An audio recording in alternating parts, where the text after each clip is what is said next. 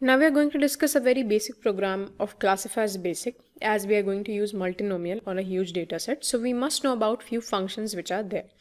So here you can see that I have imported pandas firstly as PD, and then I have given a few statements. That is, this is my book statement book. I like fictions in STMT. What is your favorite book question, and go Hub technologies in Jaipur. These are the few statements which I have written. Now what happens is, why do we need to count the word? To train our model, we must know the particular word has come in which particular category. There are several categories, and if we want to train our model like that, then we must know it. So humans can do this work with his or her mind and sense, but how will machine do that? So machine actually does is give a unique numerical value or numeric value to each unique word, and then count it how often the particular numeric number has come in the category. And for that we use the count vectorizer function.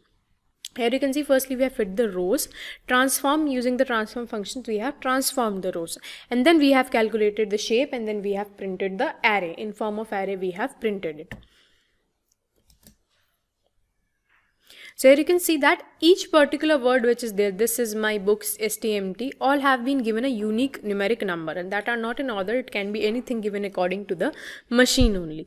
So that has printed, and next we have printed the shape and also printed that in a form of array also. So this is up till done. And next here you can see that there is another feature of sklearn feature extraction.text import TFD transformer. Now what is this TFID transformer? It actually does is weight the words in the classification, that what is the weight of the words. If any words are which are repeated, then it checks that. So the TFID transformer found out how many of its contribution to the model is in classification. So for that we use it for checking the weight of any particular word, like this.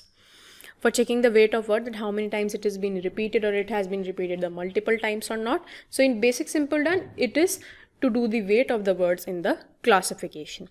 So this is the basic which we have discussed, and in our upcoming video we are going to implement with the help of the Gaussian second model which we have studied, that is the multinomial classifier. We will use that in our upcoming video.